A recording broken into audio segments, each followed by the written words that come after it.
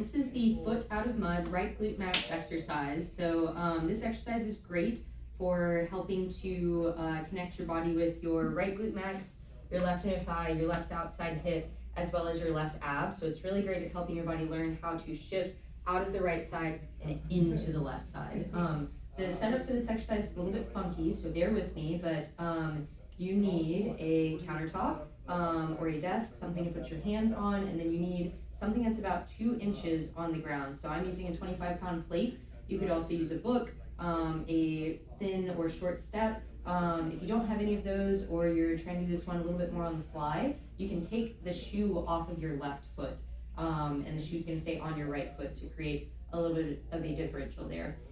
So what's gonna happen here is we're gonna get set up, and my right foot's gonna go on the plate, or I've taken my left shoe off, and I'm gonna put my hands on my surface here.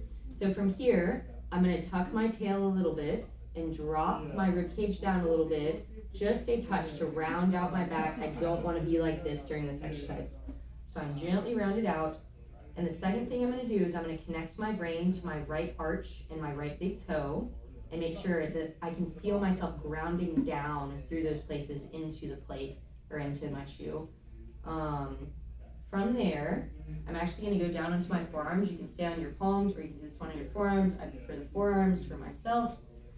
So I'm connected to my right arch and my right big toe. And here comes the lifting the foot out of mud part. So I'm gonna hike up my left hip like I'm trying to drag my foot out of mud. So here we go, like so. And I'm gonna make sure that my left hip is now higher than my right hip, and my trunk is bending to the side, so I can feel my left inner thigh, I can feel my left outside hip, and I can feel my left abs all working to pull me into that position. And from here, I'm gonna start to lower down towards the ground by bending my right knee, but maintaining that position up here, so that hip hike is not going anywhere. And that is hard to do. And I'm gonna stop right before my foot hits the ground, and I'm gonna hold that position. So I feel a whole lot of right glute now, and it's actually shaking a little bit, getting a good workout.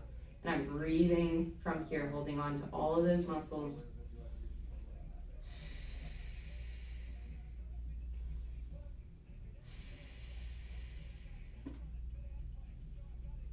Checking in with the traps and making sure they're not up here, making sure your shoulders aren't working too much.